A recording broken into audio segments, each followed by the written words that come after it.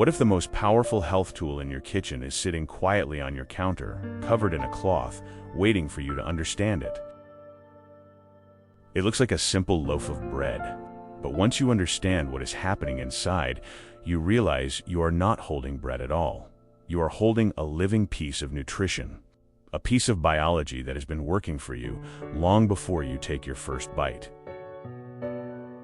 Have you ever wondered why some people digest almost everything with ease, while others feel heavy, bloated, or tired after a slice of supermarket bread?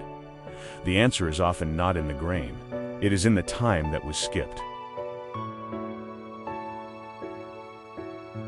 Welcome to Good Gut Feeling. I'm so glad you are here. This is a space where we explore fermentation, real food, and what it means to nourish your body gently, one loving choice at a time. I am Daniel, and I have spent years reading the research, feeding starters, and burning the occasional crust to understand how microbes transform our food, and how that food transforms us. By the end of this video, you will know how to bake a real sourdough loaf from start to finish. Not a shortcut version, the real one, the loaf your grandmother would recognize. We will break down the science of what actually happens during fermentation, why sourdough is often much easier to digest, and how to choose the right flour for a beautiful open crumb. We will walk through every step of the process, from the first bubbles of your starter, through the bulk rise, the shaping, the cold proof, and into the Dutch oven for that moment of truth. And along the way, I will share the small details that change everything. The protein content of your flour, the temperature of your water, the exact signal your dough gives when it is ready. These are the things the old bakers knew by heart, and that we are going to remember together.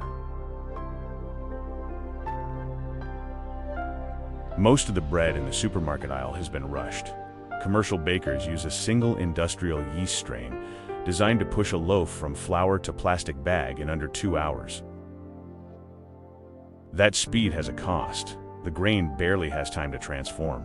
The anti-nutrients stay locked in, the flavor stays flat, and the label, if you read it carefully, often carries a long list of additives, preservatives, and dough conditioners that our ancestors would not recognize as food.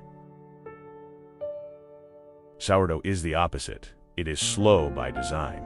It relies on wild yeasts and lactic acid bacteria that live in the grain itself and in the air of your kitchen. It does not belong to a factory. It belongs to a community, to a place, and to a rhythm. When we bake real sourdough, we are not making bread faster. We are giving time back to the grain, so the grain can give something back to us. Let me take a moment to show you what is actually happening inside your dough, because once you see it, you will trust the process much more deeply. In biology, every living cell runs on a molecule called ATP. Think of it as the currency of life. Commercial yeast, with plenty of oxygen, is extremely efficient. It produces around 30 ATP molecules from every single molecule of glucose. Fast and clean. But sourdough microbes work in a dense, crowded, oxygen-poor dough. They are forced into a much less efficient path. They only win 2 ATP per glucose. And here is the beautiful paradox. Because they earn so little energy, they have to process enormous amounts of starch and sugar just to survive. This creates what scientists call a metabolic flux, a river of chemistry that releases organic acids, enzymes, aromatic compounds, and vitamins into every air bubble of your loaf. Their struggle is your nourishment. Their slow, hungry work is what turns a simple mix of flour and water into something that feels almost medicinal on the tongue. Here is one of the most important ideas in this entire video. When you ferment your bread for many hours, the digestion of that bread starts before you even take a bite. Your fermentation bowl is, quite literally, an external stomach. During the long rise, the microbes release two families of enzymes that do the heavy lifting for you. Proteases break apart the long chains of wheat protein. Phytases unlock minerals that were previously trapped. You are outsourcing part of your own digestion to a colony of invisible helpers who do it better, and more gently than your own gut could on its own. This is why so many people who feel uncomfortable after industrial bread can eat real sourdough without any heaviness. The bread arrives pre-digested. Your body finishes a job that is already almost complete. Let me get specific here because this detail matters. Research on sourdough fermentation shows that lactic acid bacteria produce specialized peptidases, enzymes that can cut apart the proline-rich sections of gliadin. These are the exact protein fragments that our human digestion finds difficult, including the famous 33-mer peptide that is often linked to gluten sensitivity reactions.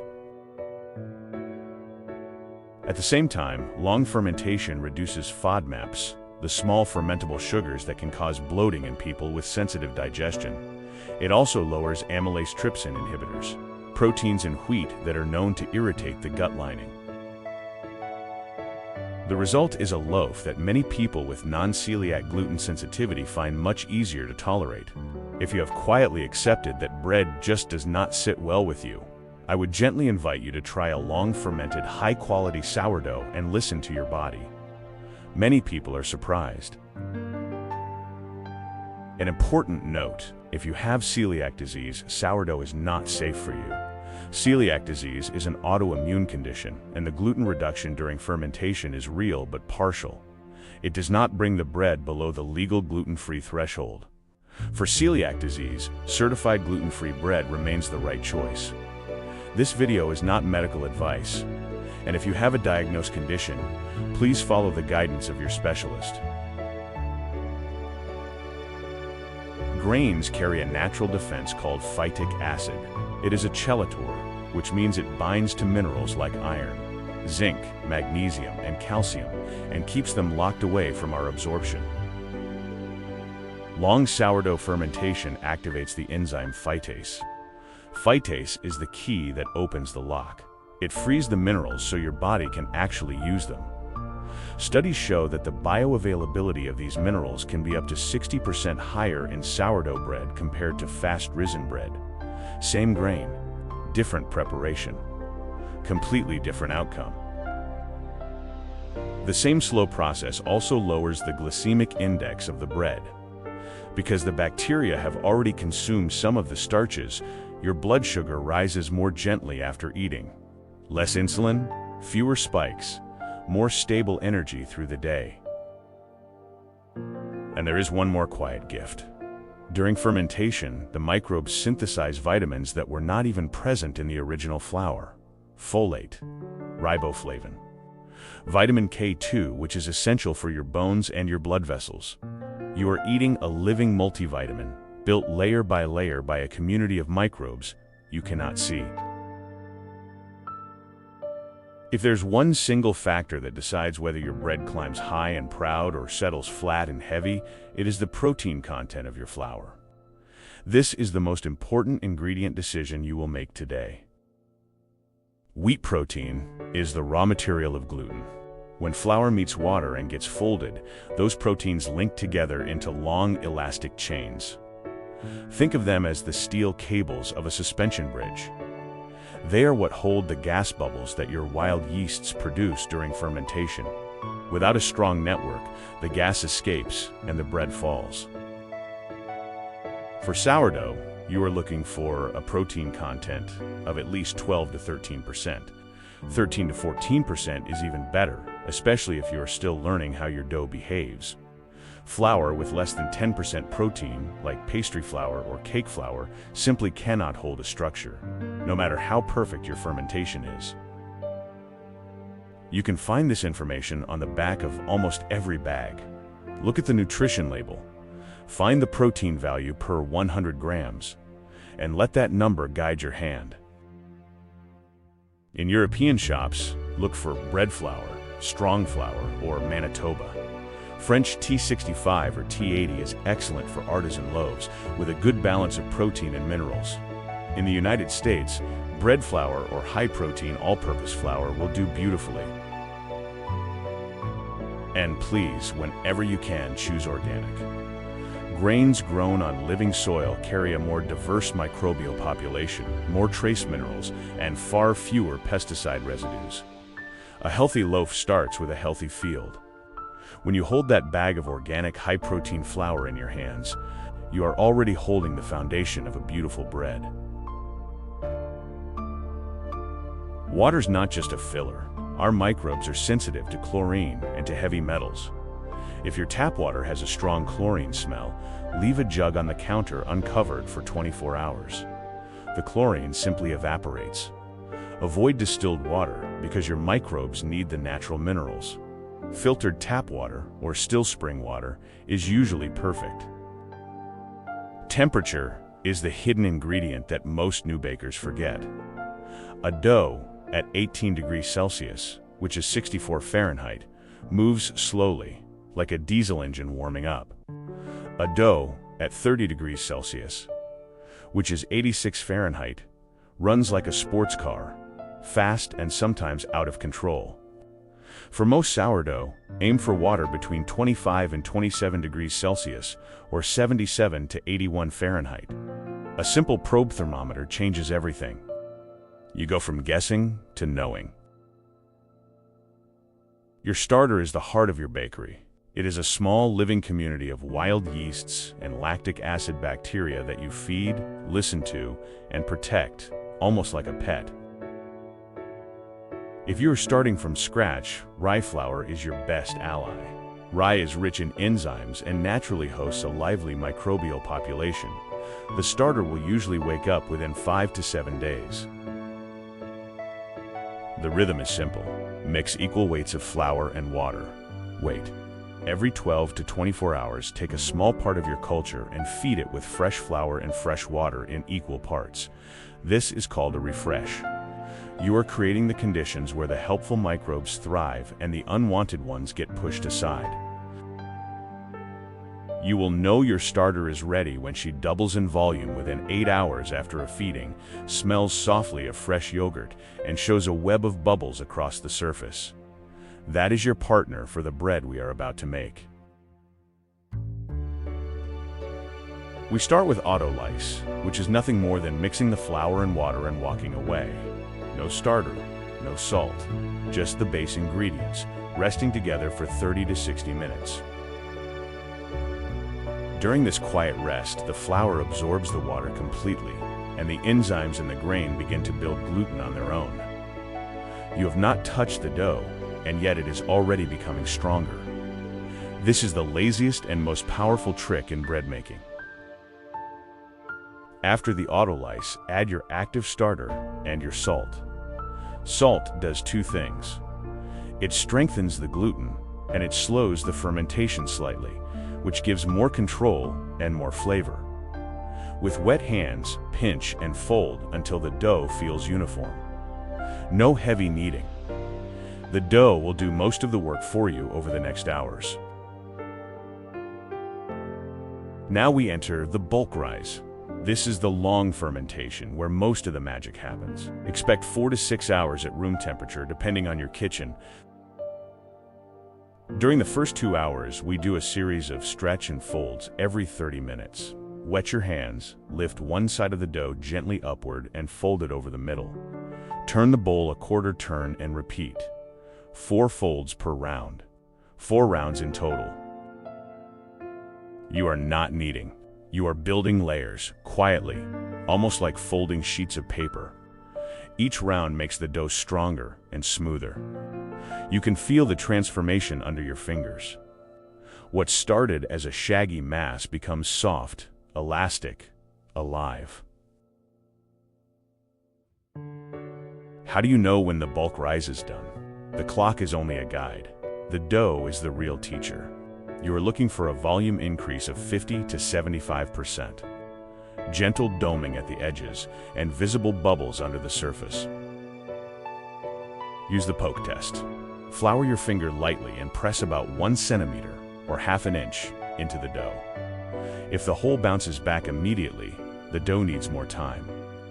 If the hole stays completely open and the air sinks out, you have gone too far. What you want is a slow, partial spring back, leaving a small dimple. That is your signal. Now we shape.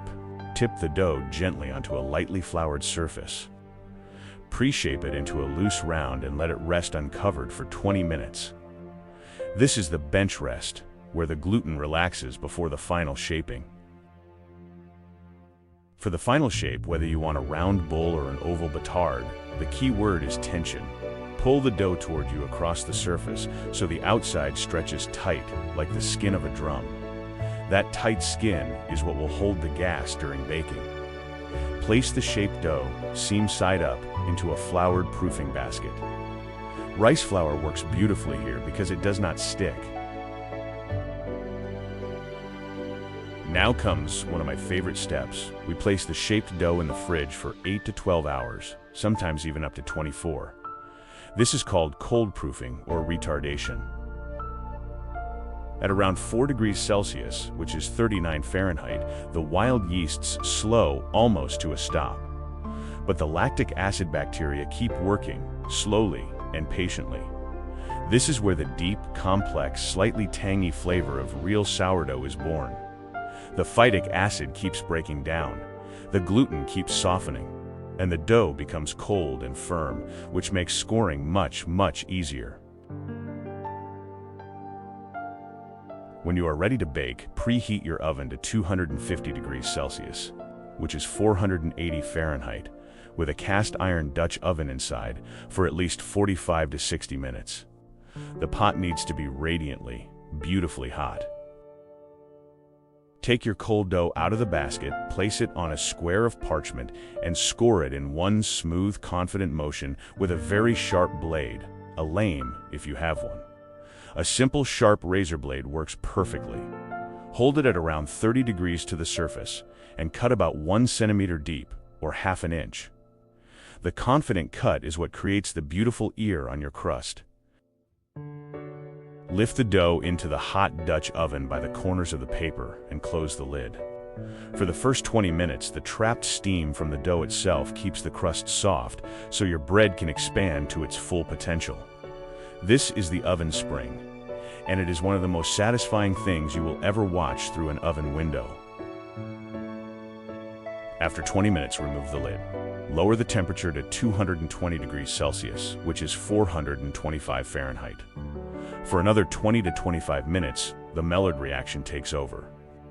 This is the beautiful chemistry that turns amino acids and sugars into that deep, glossy, golden brown crust, full of toasty, nutty aromas.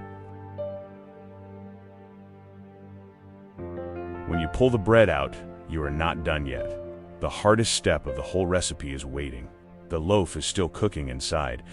The moisture needs to redistribute through the crumb. If you cut it open too soon, the steam escapes too quickly and the bread turns gummy. Give it at least 1 hour on a wire rack. 2 is better. And listen, that soft crackling sound, like a distant fire, is the sound of the crust cooling and contracting. The bakers call it the singing of the bread. That is the sound of success. Sometimes things do not go as planned, and that is completely normal. Your starter is a living ecosystem. She reacts to her environment. If she smells of acetone or nail polish, she is hungry. The microbes have consumed all their food and are starting to eat their own waste. The fix is simple. Feed her every 12 hours for a few cycles, and the soft yogurt smell will return. If you see a gray layer of liquid on top, that is called hooch. It is a sign of hunger and a sleepy culture. Pour it off or stir it in and give her a fresh, generous feeding. The only real warning sign is mold. Fuzzy colored growth means the wrong microbes have taken over, usually because of low acidity or a contaminated spoon. In that case, start fresh. Every mistake is a teacher. You learn the language of your dough by getting a little lost in it first. Baking sourdough is a form of meditation. It asks you to slow down in a world that rewards speed. You cannot rush the process without losing quality, and that lesson lives in your hands long after the loaf is gone. When you bake your own bread, you step out of the anonymous food system for a moment. You move from consumer to maker. You choose the flour, the water, the temperature, the time. You choose living soil over chemical fields. You choose craft over convenience. And the research is beautiful on this. The simple act of working with dough lowers cortisol, grounds the nervous system, and pulls you gently out of your head and back into your hands. Your bread is not only feeding your belly, it is feeding your quieter self, the part that remembers what enough feels like. I would love to hear about your first sourdough. Was the crust crackling the way you hoped? Was the crumb open and airy, or still finding its way? Leave a comment under this video, share your wins and your learning moments, and let others see that it is okay to start imperfect. We are growing here together, one loaf at a time. Thank you for spending this time with me at Good Gut Feeling. Choosing to bake your own bread is a quiet, powerful act of self-care and a small return to the way our bodies expect to be fed. If this video helped you feel ready to start, consider liking and subscribing. It helps this community grow so more people can rediscover the kind of food that actually loves them back. Until the next episode, be gentle with yourself, trust your gut feeling, and nourish yourself deeply.